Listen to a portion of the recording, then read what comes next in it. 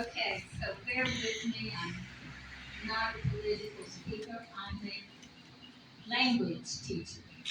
So a little bit of teaching might come out in my presentation here. But I'm very proud to be speaking on Jim Zig, Super Zig's behalf. And why do I say Super Zig?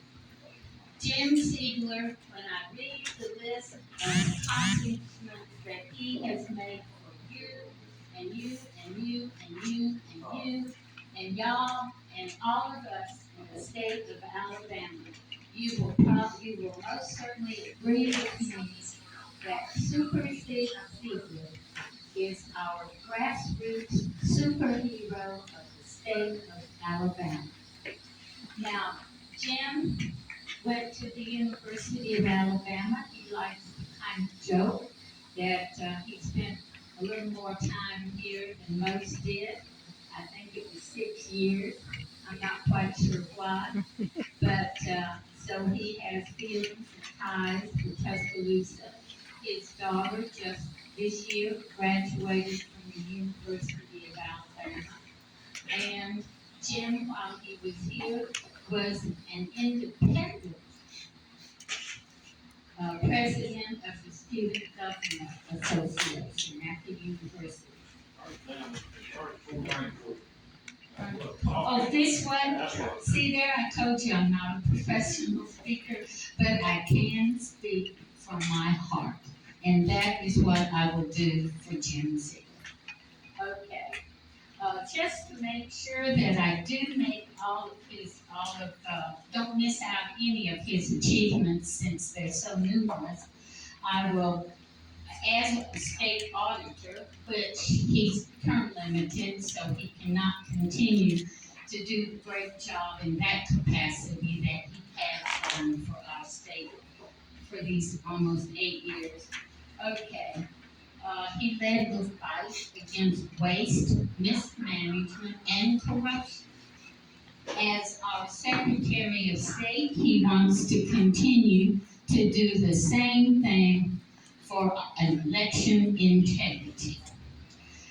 Okay, he has been called the Watchman, but as I said, I call him our grassroots superhero.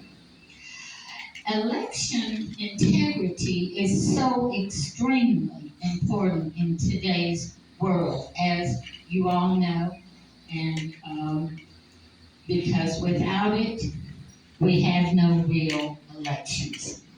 Okay, um, so another achievement of Jim's, what took great bravery, was he led the ethics charges against former Governor Bentley, which it takes a lot of courage to go up against the powers that be. He led the fight against the gas tax increase, which I have to add here. It's not on his paper, so it's me saying it, but his opponent did not. His opponent and his opponent's father both voted for the gas tax. Okay, I don't know about y'all, but personally, a lot of people have their own issue that is their number one issue, and if they don't vote for that, whatever, mine happens to be the gas tax. If you voted for the gas tax, you're out. I have a couple others that are running close second and third, but that's my number one. Okay, he also led the fight against the toll bridges. How many of you know about the toll bridges? That was happening down in Mobile, right? No, that's so far away from us. But people that did know about it, could you tell us how that would have affected the rest of us? No? Yeah. Well, they're gonna take most of the money, so I think 1.2 billion or something like that in the bakery.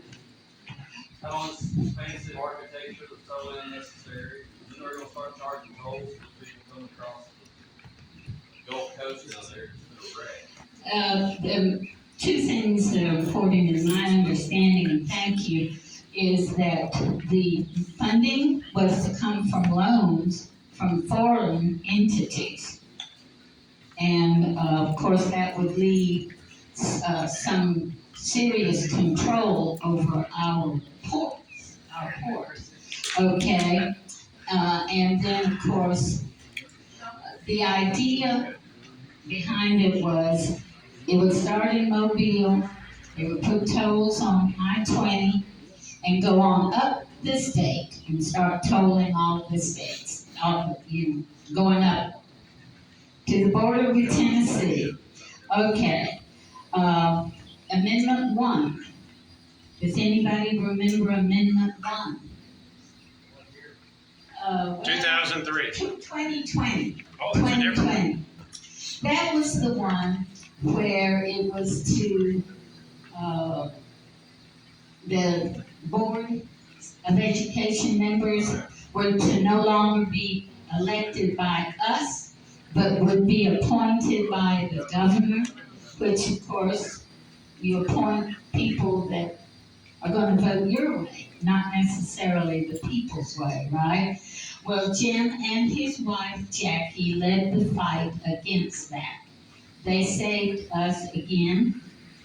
Okay, I guess we'll have to name Jackie Lois Lane.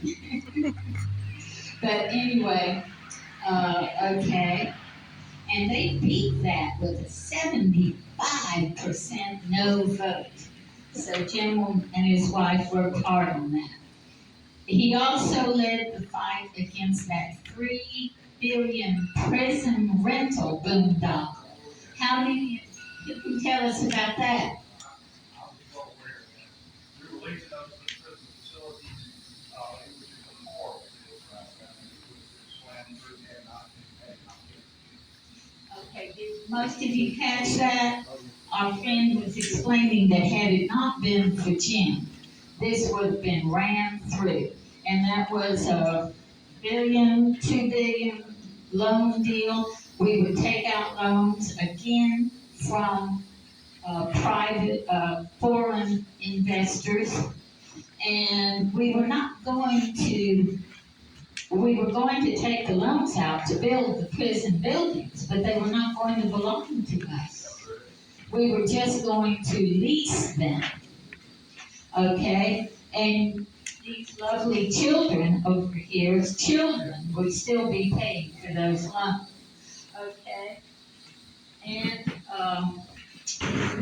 that's all the great things that I have listed. I'm sure there's more. Does anybody else know of any things our superhero has done? Super Zig? Okay, just please remember, oh yes. I want to add one. I want y'all to remember, there was an effort when they went, passed the money, shut down the state parks. Do you remember when we shut down the state parks in April? Our governor, some of us up the lake, was in Indian Hill, talking about shutting down the state parks in April. Jim Ziegler pointed out the budget runs through September. Parks are funded through September already by active legislation. But the petty governor that I and others in here up the lake, unfortunately, was gonna shut them down. Jim called him out at Indian Hills Country Club in front of his own community and newspaper. And that died that day. So he's unafraid.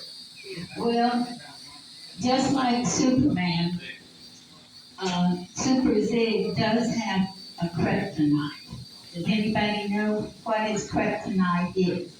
And he has fought against the kryptonite so successfully so far, but he needs your help to continue to do that. So he's asking for your vote and for you to spread the word about, these are not his words and he's probably going to kill me, but tell your friends about Super Zig, okay? Thank you very much.